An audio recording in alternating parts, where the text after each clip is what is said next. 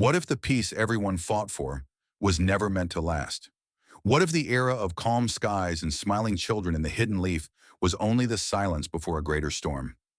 For years, fans of Naruto believed the war had ended everything. The hatred, the curses, the endless cycle of revenge.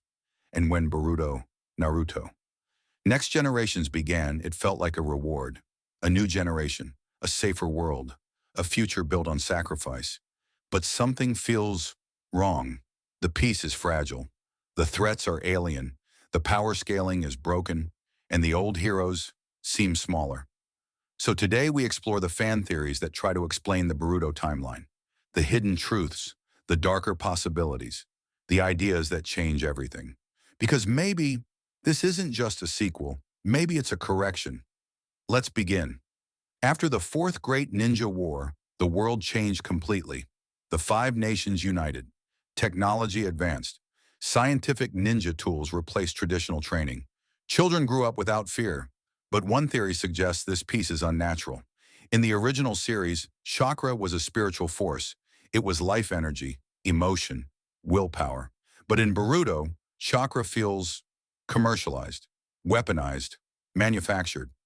Some fans believe that after the war, the global balance of chakra was disrupted permanently.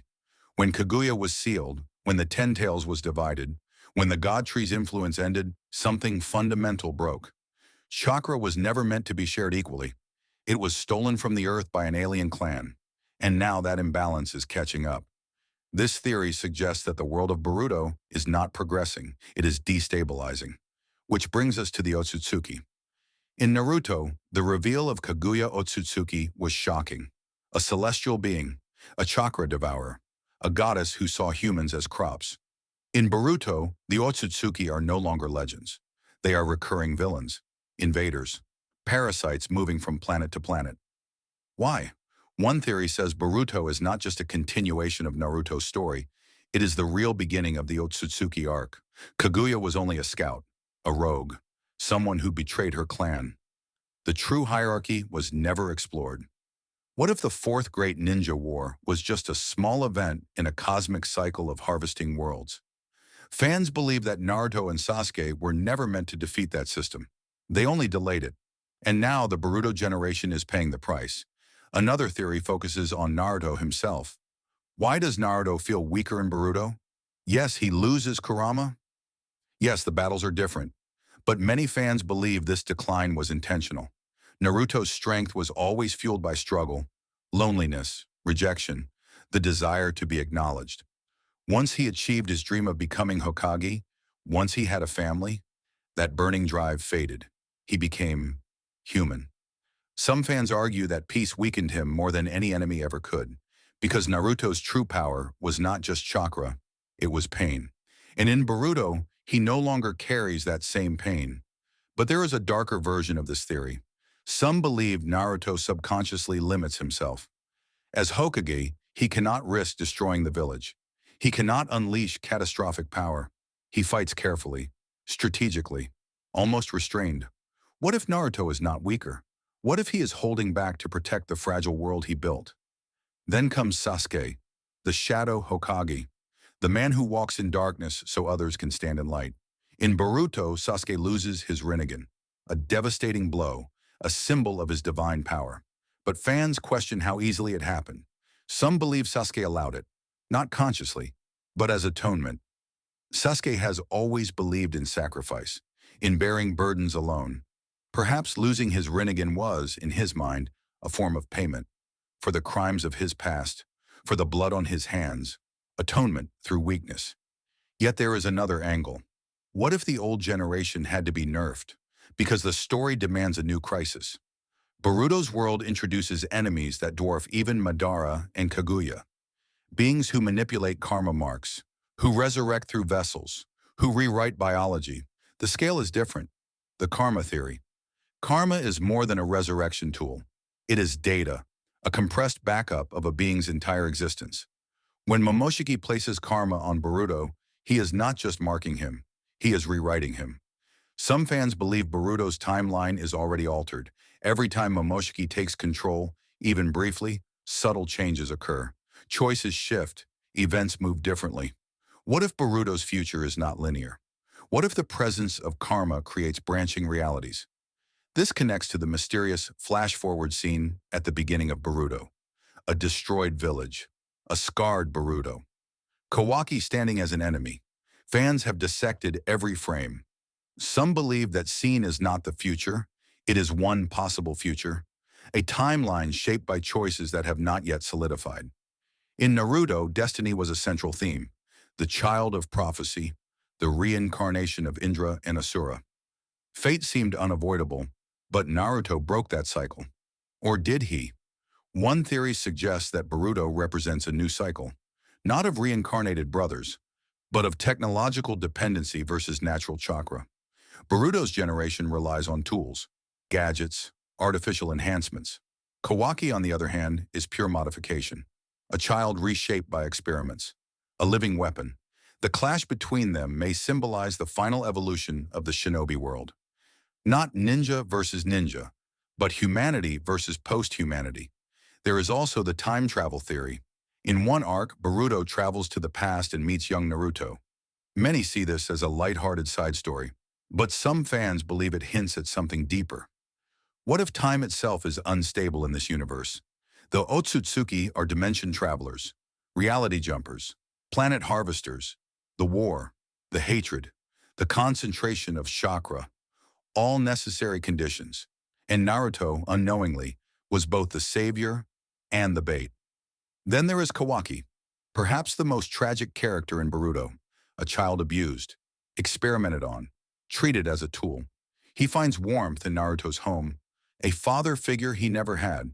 So why does he eventually oppose Boruto? One theory suggests Kawaki's fear drives everything.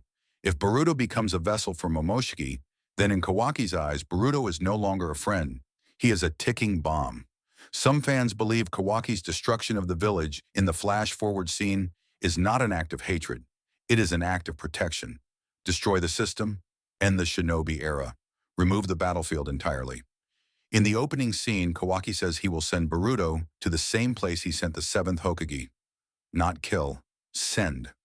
That line fuels another theory. Naruto may not be dead in the future. He may be sealed, hidden in another dimension, preserved. And if that is true, then the Boruto timeline could be leading toward a rescue arc that mirrors Naruto's own journey to save Sasuke. History repeating, but with reversed roles. There is also the emotional theory that Boruto's rebellion against his father mirrors Naruto's loneliness in reverse. Naruto had no father. Boruto has a father who is never home. The cycle of pain did not vanish. It evolved. Peace created distance, duty replaced intimacy, and the next generation suffers in a different way. Some fans believe the true villain of Boruto is not an alien clan. It is inherited trauma, the unspoken wounds passed from parent to child. Naruto wanted recognition, Boruto wants attention, Kawaki wants safety. Each desire is simple, human. Yet the world around them turns those desires into conflict. Another controversial theory suggests that Boruto himself may ultimately surpass the concept of shinobi entirely. In Naruto, being a shinobi meant enduring, sacrificing, following orders, carrying missions. But Boruto questions that system. He cheats in the Chunin exams. He challenges tradition. He resents the old ways. What if the Boruto timeline exists to dismantle the shinobi system, to end it completely? The destroyed village in the opening scene could symbolize not tragedy, but transformation. A world where chakra is no longer weaponized, the way the Otsutsuki do, as fleeting, fragile, temporary. Would he still fight to protect it, or would he decide the world needs to change drastically? The Boruto timeline feels heavier, colder, less grounded in ninja politics and more in existential threats. And maybe that is the point. Naruto was about breaking destiny. Boruto may be about redefining existence. Are the Otsutsuki gods? Are they farmers? Are they simply survivors of a dying race? If they consume planets to evolve, then Earth is just another step. But what if Earth produces something unexpected? A being who carries both their power and humanity's heart. Boruto Uzumaki. A bridge between species. A walking contradiction. Perhaps the reason the old generation had to fall is not weakness. It is narrative inevitability. Every era believes its heroes are eternal. They are not. They are foundations, and foundations are meant to be built upon. The Boruto timeline is messy, controversial, divisive, but maybe that discomfort is intentional, because peace was never meant to be comfortable in a world born from war. So the question remains, is Boruto the story of decline, or is it the story of evolution? Is Kawaki a villain, or a guardian who chose the wrong method? Is Naruto truly gone in the future, or waiting, sealed beyond our sight? And most importantly, if the shinobi era ends, what replaces it? A better world, or something far more dangerous? The Boruto timeline is still unfolding. Mysteries remain unanswered. Clues are scattered across episodes, panels, and quiet lines of dialogue. But one truth stands clear. The cycle never truly ends. It only changes shape. So tell me, do you believe Boruto will save the future his father built? Or will he become the reason it burns?